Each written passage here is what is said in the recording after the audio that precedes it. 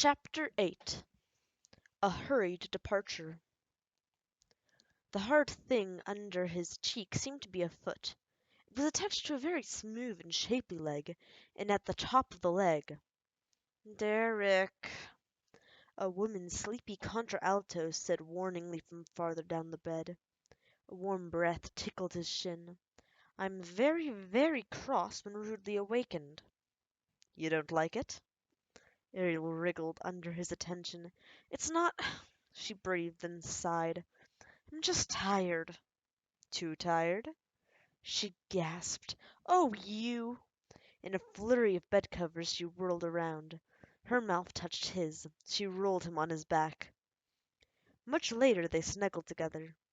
Derek reached out from the cover to touch the contact that caused the wall of the bedroom to become one-way transparent. Though, in the middle of Aurora's largest city, there was nothing to be seen but green, open expanse. They looked out over an expanse of a lush rolling meadow, crowned with a strand of magnificent trees. The orange-red sun of Aurora slashed through the branches, wedges of light outlined in a miasma of morning fog. A native whose whole life had been spent on the planet might have shrugged. Beautiful auroran sunrises were commonplace enough to have become the norm. But in the years since Derek and Ariel had been on the planet, they hadn't yet become blasé. They gazed at the display as if the awakening world had arranged itself strictly for their benefit. "It's very lovely," Ariel whispered. "Like you." Flatterer. "Will it get me anywhere?" "We'll see. Maybe. A little later, anyway." "There's no reason to wait." "Greedy this morning, aren't we? Well, you'll just have to cultivate a little patience." Ariel kissed him again and rolled from the bed. With a lithe grace she moved across the room. She had recovered entirely from her ordeal in Robot City. Or, at least it seemed that way. The disease that had warped her personality had been cured, her injuries healed. She had left Robot City and returned to normal. But not Derek. The chemfets, tiny viral replicas of the Robot City material developed by his father, Dr. Avery, had been implanted in Derek. Though he'd gained control over the chemfets after they threatened to take him over, the ordeal had left him permanently linked to the city. Even now, he could, if he wished, listen to the inner conversation in his body, hear the sounds of the Robot City central computer across light years of distance. He could give the city orders, direct the actions of its myriad robots, alter its programming. Derek did not enjoy playing God, no matter how minor a one. He didn't enjoy being shackled to his father's mad creation. He especially didn't enjoy the fact that he didn't yet know the full extent of that inner universe. They were still chained to Avery, even now. The return to Aurora and the tale of Robot City had made news everywhere on that world. They were celebrities. Even now they could not go out in the public areas of the city without someone coming up to them. The thoughts drove away his good humor. He looked out at the Auroran dawn and suddenly saw nothing. The dawn might as well have been a computerized image projected on a wall. He sighed. "I know that look," Ariel said from the open door of the personal. "You're brooding again." "No, I'm not." "You are, too. I've been with you too long not to know. You're thinking about Robot City again." There was an edge to her voice that made Derek grimace. Theirs had been a roller coaster ride of relationship. They never seemed to be able to settle into any semblance of normalcy. When things were good, they were very good indeed, and when they were bad— That was Avery's legacy as well. Many of the memories Derek and Ariel shared were not pleasant. For the months they'd been trapped in Robot City, Ariel's personality had been in a steady, disintegrating spiral, fluctuating between vivacious and darkly sullen. At least she'd escaped. At least she'd escaped from that planet and been cured. Derek could never leave Robot City. It would always be there within him. It was his responsibility, whether he wanted it or not. "Derek, stop it!" Ariel said warningly. "Stop what?" "I'm not going to answer something that obvious. Figure it out yourself." He knew he should have apologized then. He knew he should have smiled deprecatingly and shrugged. Should have risen himself and kissed her until she forgot the argument, and dawn was again something beautiful to see. But he didn't. Sorry, I'm so stupid, he said bitterly. Ariel's face was red with irritation. Her eyes narrowed and her hands clenched into angry fists. Derek, don't you spoil the morning, please. I'm not the one who knows what everyone else is thinking.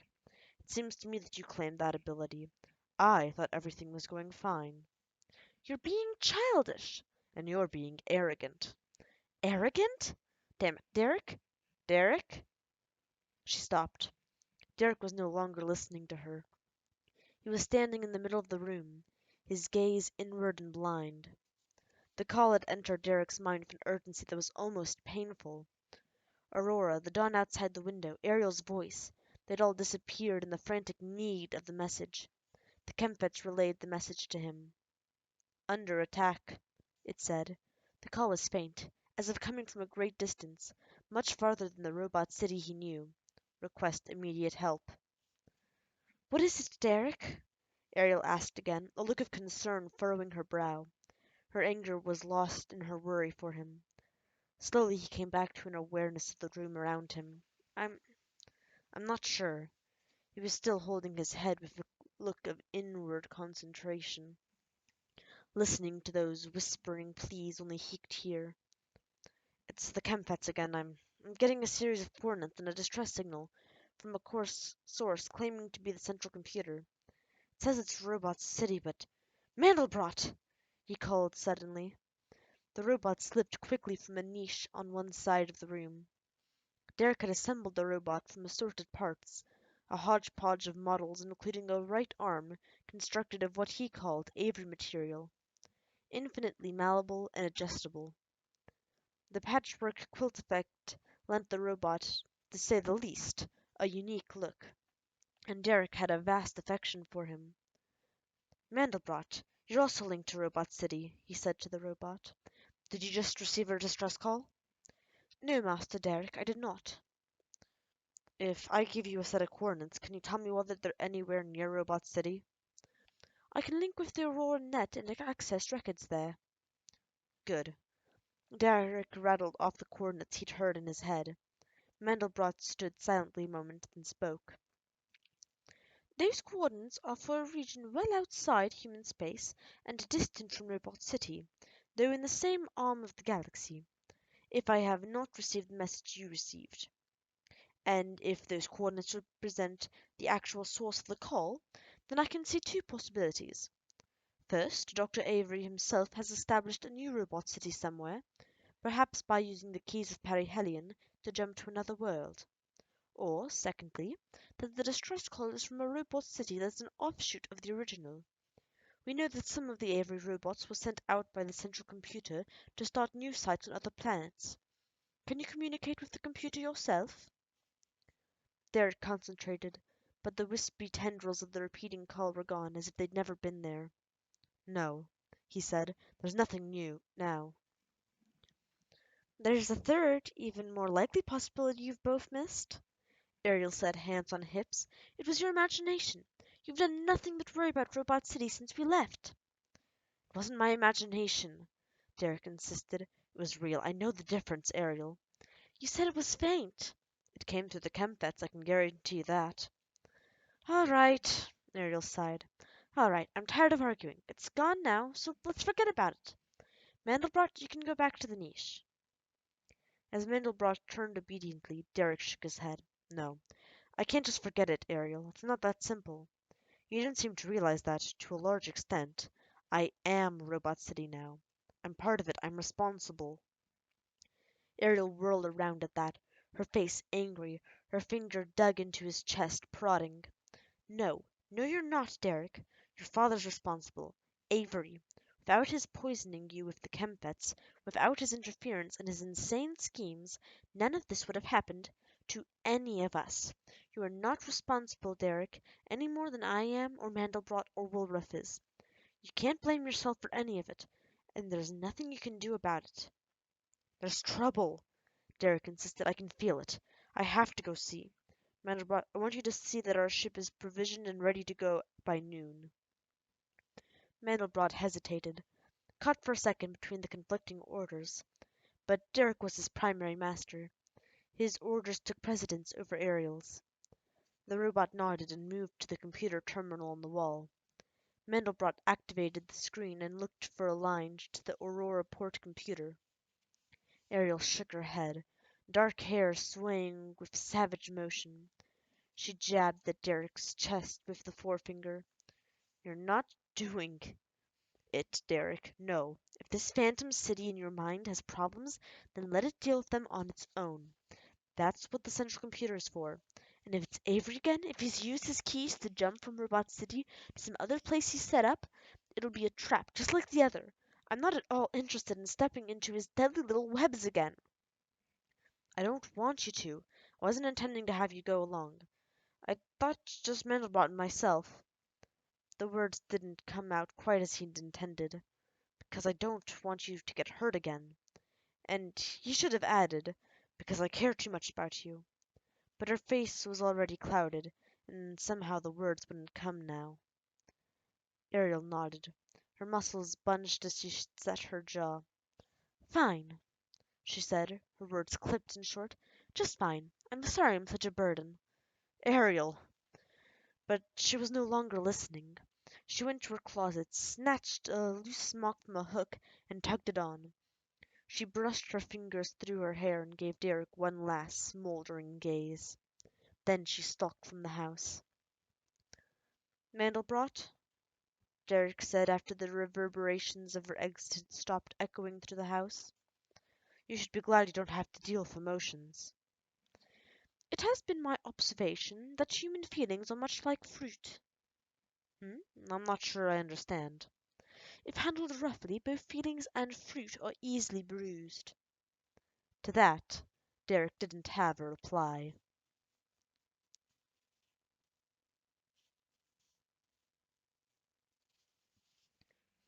Chapter 9. The Hill of Stars. Silverside knew the normal pack routine of a kill. The hunters would first tear open the abdomen and feed themselves on the warm, pulsing, blood-rich meat. Afterward, their own appetites sated, they would use their crude flint-napped knives and flay the carcass, cutting it into manageable chunks to be put on the carriers. Now, the kin circled uneasily around the dead walking stone. Lifecrier reached out and tapped the thing's stomach with a claw. "A stone, Silverside," the old wolf creature said.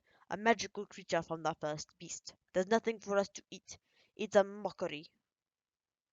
Silverside came up to the body, the other kin moving aside for her. "Kenai," she asked, "have any of the walking stones been killed before?" Kenai seemed grateful for the attention, as Silverside had expected. "No," she said. "These are the hunters of the walking stone. There are other kinds near the 11 stars, but they never leave that place. Every time before, we ran from the hunters that we couldn't hurt them. They've killed 3 hands of kin, and more in the 3 dances of the moon since they came. The fire from their fingers kills." 3 hands of kin. With the wolf creature's 4-fingered hands, that meant that over a dozen kin had fallen to the walking stones in 3 months. Silverside had seen perhaps 30 to 40 of the wolf creatures at Packhome. 12 members of the tribe was a significant loss.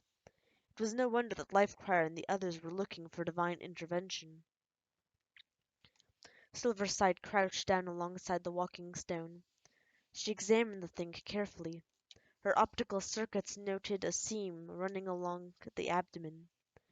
She slid a claw tip carefully along the edge, narrowing and flattening the claw so that it slipped easily under the lip of metal. She pried up. Magnetic catches held tenaciously, then finally gave as she increased the tension. The abdomen covering lifted, revealing an interior of miniature servo motors, linkages, wires, and circuit boards. The kin around Silverside gasped. "There's no blood!" Kenai said in Silverside's ear, marveling.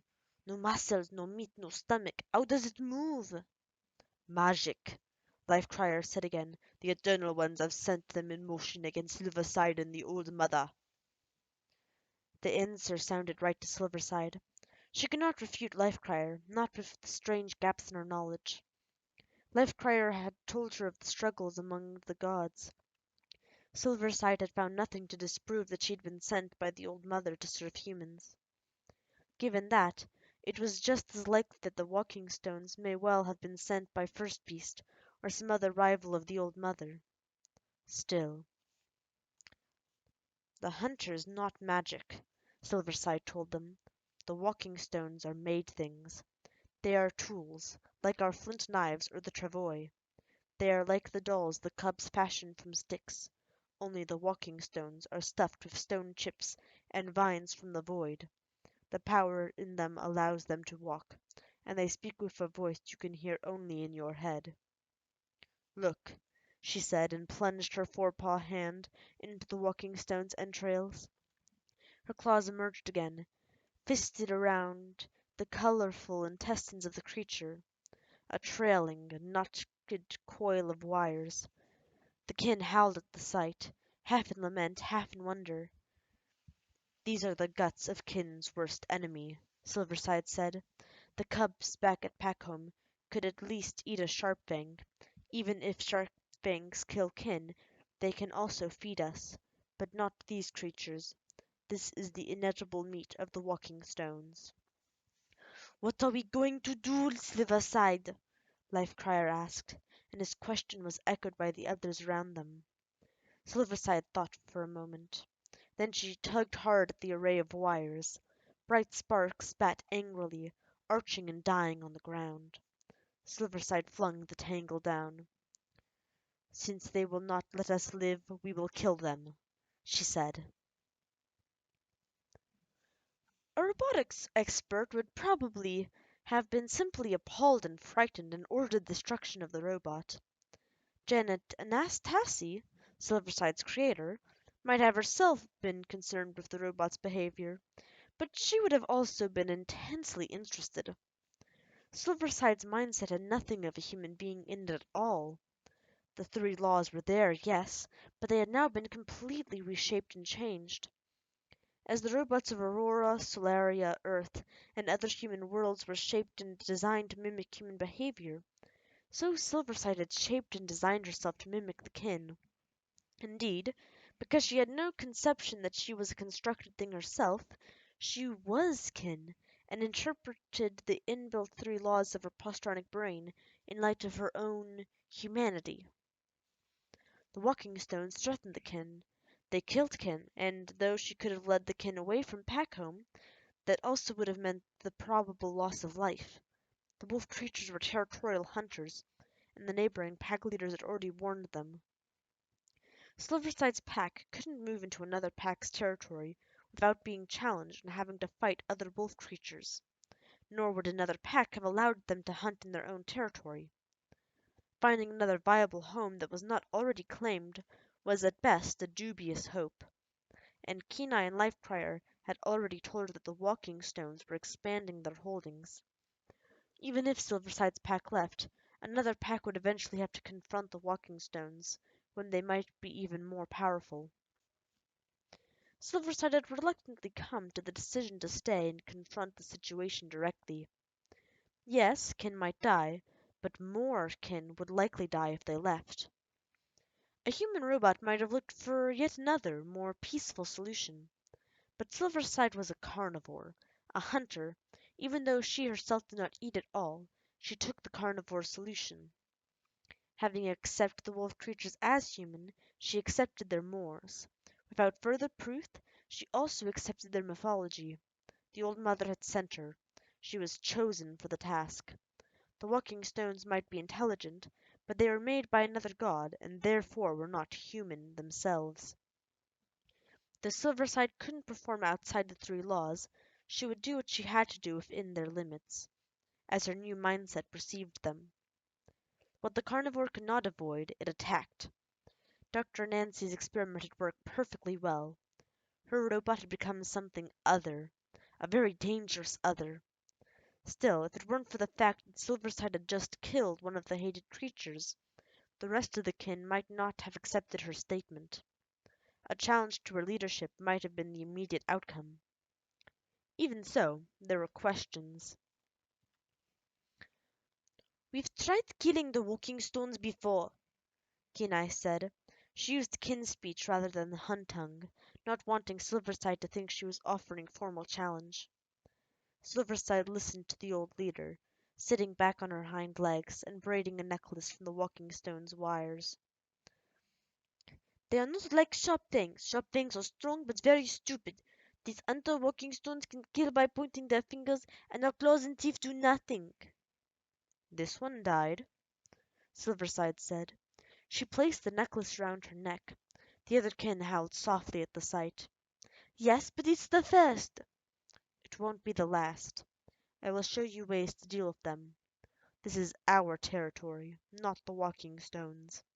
They are driving away the game we live on, and making this a barren place. Once the walking stones and their hill of stars are gone, the game will return, and the kin can live as they please. We will take our territory back again." "You will show us how to kill them?" "I will." Kenai paused. She looked from the dead walking stone to Silverside. "Then lead us, Silverside," Kenai said in a rousing shout, and let out a glad cry in beast talk. Silverside took a strand of wires from the gutted hunter. She quickly plaited another necklace from the colorful wire, and knotted the bright coil around Kenai's neck. Carefully she then did the same of each of them. "There," she said, when it was done. "We wear the signs of our victory. Now follow me. We must learn more about our enemy." Silverside dropped to all fours. With a quick lope she ran into the forest, moving westward toward the Hill of Stars. Howling, the rest of the kin ran behind her. And then thus ends this chapter. It'll be very, very interesting when Silverside and Derek meet. Uh, yeah, it'll be just that. Alright, I hope you enjoy. The next chapter will be out Tuesday. Bye!